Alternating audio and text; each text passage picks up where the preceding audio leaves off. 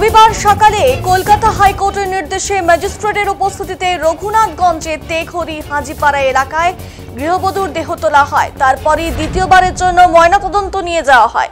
কবর থেকে দেহ ওঠানোর ঘটনায় এলাকায় ব্যাপক চাঞ্চল্যের সৃষ্টি হয়। কবরস্থানের কাছে প্রচুর মানুষের ভিড় লক্ষ্য করা যায়। পুলিশের উপস্থিতিতে কড়া নজরদারির মাধ্যমে দেহ কবর থেকে তোলা হয়। উল্লেখ করা যেতে পারে, গত 29 এপ্রিল 2025-এ রঘুনাথগঞ্জে তেঘরি এলাকায় ফাতেমা খাতুন নামে এক গৃহবধূর ঝুলন্ত মৃতদেহ উদ্ধার করেন। তাকে আত্মহত্যা বলে চালিয়ে দেওয়ার চেষ্টা হলেও সেই সময় মহিলার মৃত্যুর ঘটনায় তারই স্বামী এজাজ আহমেদের বিরুদ্ধে খুনের অভিযোগ করেন মৃতার বাবার বাড়ির লোকজন। গৃহবধূকে খুন করার পর ঝুলিয়ে দেওয়ারও অভিযোগ করেছিলেন তারা।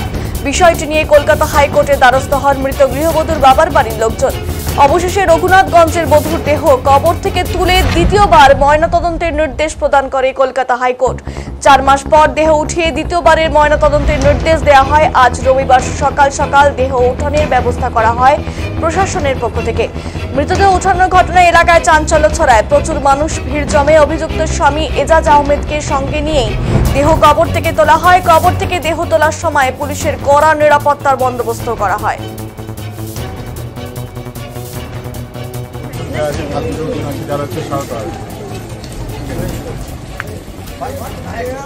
देखिए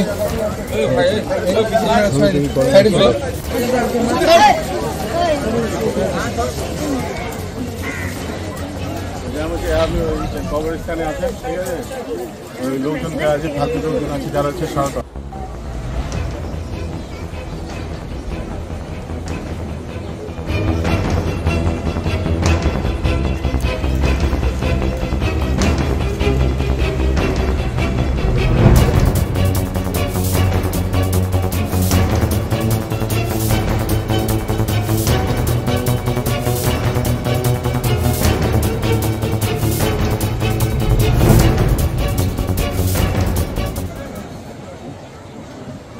তো 10 দিন আগে এজাজ আহমেদ 1 নম্বর আসামির সাথে ফাতেমা খাতুনের আমার বোন তার বিবাহ হয়।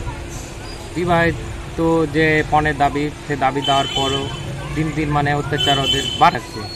তারপরে আমরা বুঝিয়ে টুঝিয়ে পাঠালাম যে আমরা যতদূর পাচ্ছি পণের ওদের দাবি চাহিদা পূরণ করেছি, তারপরেও ওরা দিন দিন অত্যাচার বাড়তেই থাকছে। তারপরে 29/4/2025 সন্ধ্যা 6:20 নাগাদ শুনতে পারি ফাতেমা খাতুনের শরীরে শারীরিক অবস্থা ভালো নাই।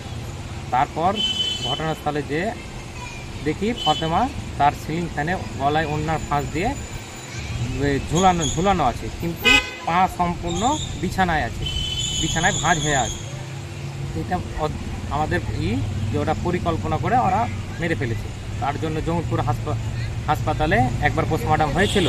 তার জন্য এই আমাদের এই কোর্টে কোনো রায় পেলাম না, তার জন্য হাইকোর্ট হাইকোর্ট থেকে অর্ডার দিয়েছে দ্বিতীয় পোস্টমর্টমের জন্য।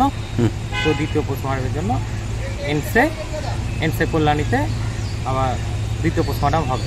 আজকে কেমন লাগছে?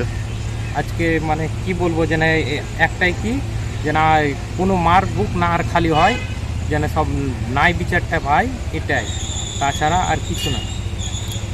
এরপর কি চাইছেন আপনি? এরপর ওদের আসামিদের শাস্তি চাই, আর কিচ্ছু না। হাইকোর্টে এখানে আমরা তো রায় পেলাম না। আমরা 3 মাস থেকে ঘুরে ঘুরে ঘুরে ঘুরে আমাদের কেউ কোনো কথাই শুনছে না। আমরা তো বাধ্য হয়ে তারপরে হাইকোর্ট যাওয়া। প্রশাসন কি বলছেন? ব্যবস্থা নিলে তো আমরা হাইকোর্ট যেতাম না। ব্যবস্থা যদি নিত আমরা কি হাইকোর্ট যেতাম?